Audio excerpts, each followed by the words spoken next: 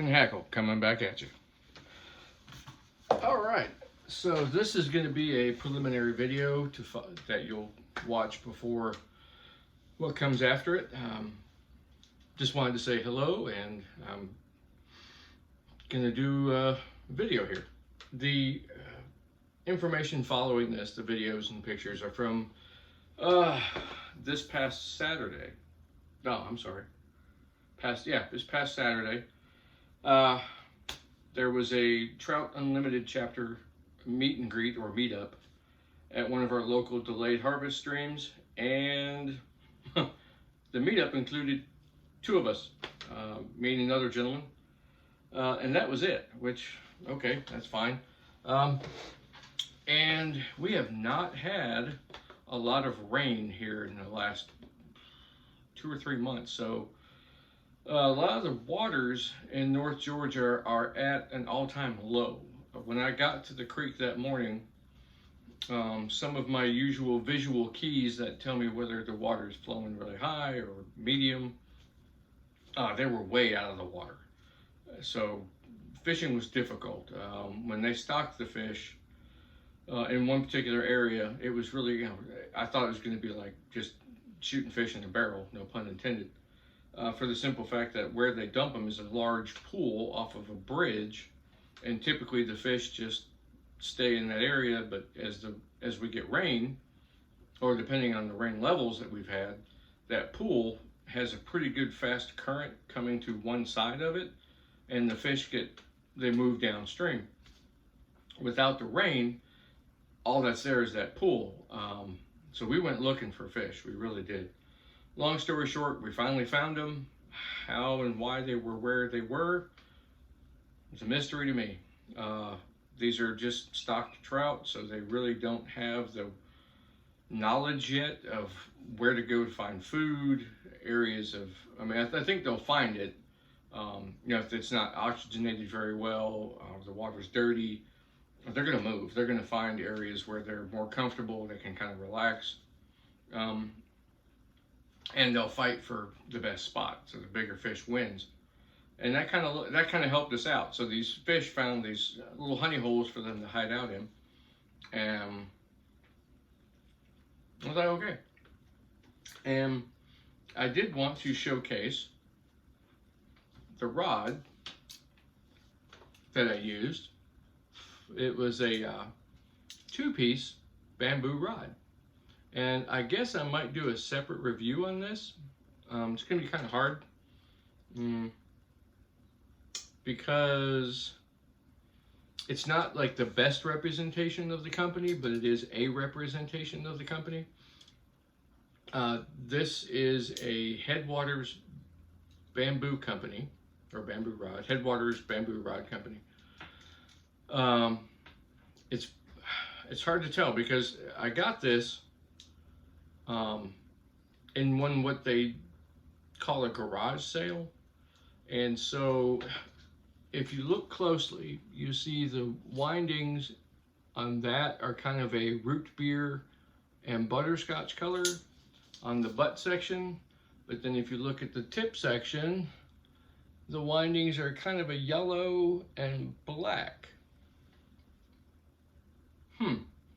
So what this is there was a rod being manufactured for this, and something happened to the butt section, and a rod being built for this, the butt section, something happened to the tip. Now these are the same rod, same taper, they just have different windings. So do they fish well together? I caught fish on it. Does it cast very well? I don't know, because I have nothing really to compare it to. And also, it's hard to really cast when you have 2 flies, an indicator, and stuff like that. This would probably be a fantastic dry fly rod, and it would cast really well. So I don't know. But I could do a separate review. It was really nice taking this rod out. I've had it for about 2 years, and I haven't fished it that much. I just really wanted to fish a new production bamboo rod. Now these, from what I've gathered, anyway, I'll do it in a separate review. Another funny story from the trip was I fished 2 different setups and wasn't fishing, wasn't catching. So finally I changed it to a tried and true stock trout rig. That was a woolly bugger here, and then about a foot away, or it started out a little bit longer, was a pink worm. And I caught about 7 or 8 fish, and it was 50-50. Some took the woolly bugger, some took the pink worm. And after a while, I've noticed that my indicator would drop, and I'd set the hook, and everything would come flying out of the water. Indicator, line, woolly bugger, and this, and I just wasn't catching it. Well, as we noticed the shadows were getting longer, and we're like, okay, it's got to be getting later in the afternoon, we decided to start heading upstream to one of the takeouts. And as I'm walking, I'm with this rod, I'm just kind of roll casting to the bank, and just as I'm walking, just see if I can entice another fish before I go, right? Always one more cast. Well, as I wasn't getting anything, and I got hung up a couple times, I said, okay, I'm just going to stop. Well, I'm grabbing my flies. I'm reeling in, and I grab my fly to hook it to the eyelet and secure everything as I'm walking out. And I noticed something quite peculiar on my bottom fly. Here, you see the woolly bugger. It's got the hook. Here is my woolly bugger, or my pink worm. The hook is broken. There is no hook on that. All that's there is the shank. So I probably missed quite a few fish because I didn't check my fly to see if there was something wrong. You know, you often check your knots, which I didn't do. If I had checked the knots in the line, I probably would have noticed that the hook broke on this fly. And it was kind of a funny walking up. The gentleman I was with, I was like, well, I know why I was setting the hook, or not setting the hook. The fish was probably just holding on to the rubber part, or had it in its mouth, and I just pulled it right out of its mouth, or it realized it wasn't something it wanted to eat, and let go. So with that, enjoy some of the content, the video, the pictures, all that.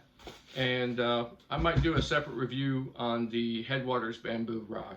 Again, I can't really give it a thumbs up or thumbs down, for the simple fact that it's not a regular production rod, because it is 2 rods put together. So what a brand new 4-piece rod set would be, or a 3-piece rod set, I do know that when you buy them, you get 2 tip sections if it's a production rod. This was their garage sale. So anyway, I might do a separate up-close video on that rod. With that, Lock&Hackle, signing out.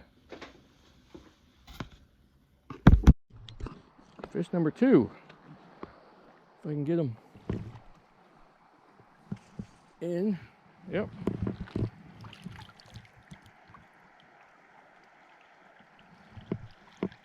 A little one. Oh, he took the bugger this time.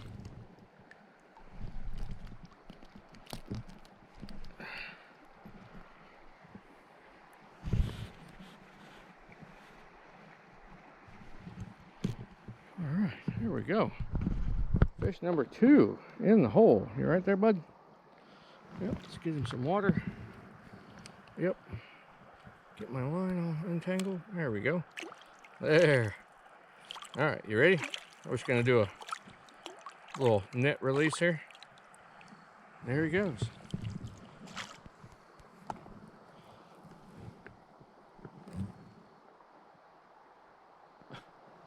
Line's wrapped around my...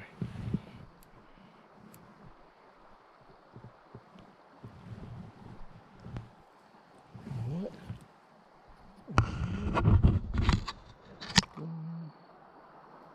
Here. I caught that fish and my line was wrapped up around the eye of the very last eye of the rod, and I couldn't strip the line in.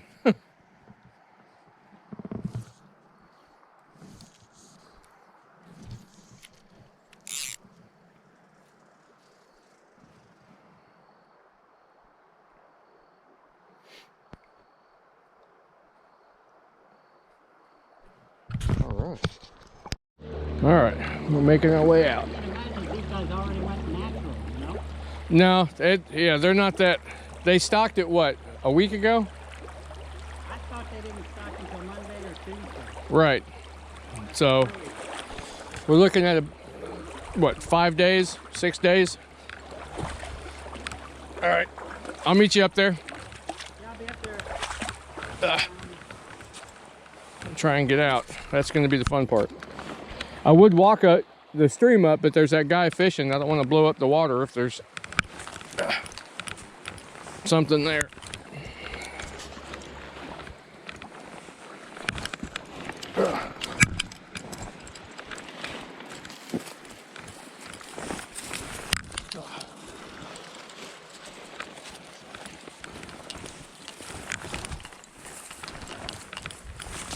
Okay, I made it. All right, there's Eddie down there fishing. We're gonna go out. Yep. Find the trail. Find the trail. This is the power line cut of the creek. Thorns. Shit. Ouch. Yep. Ugh.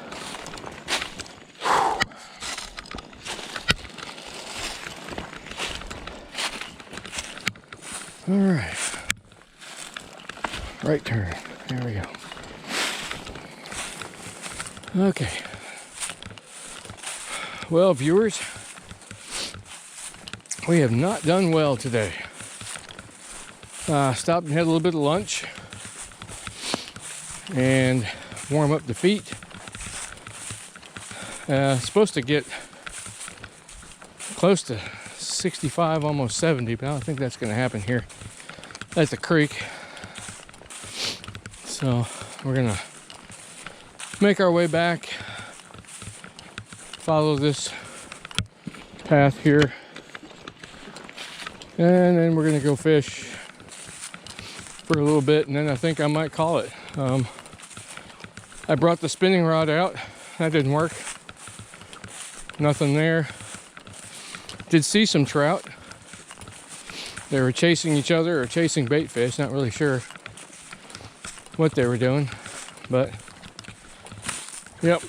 So I guess on that, I'll see you later.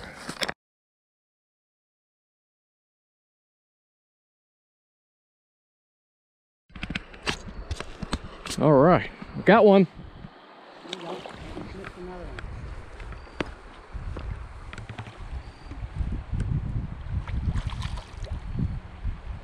Come on, bud. Yes. Nice, good sized fish.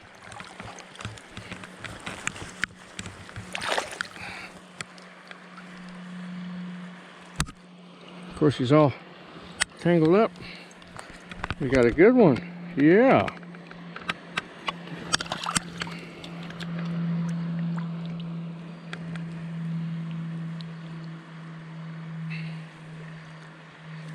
Not bad.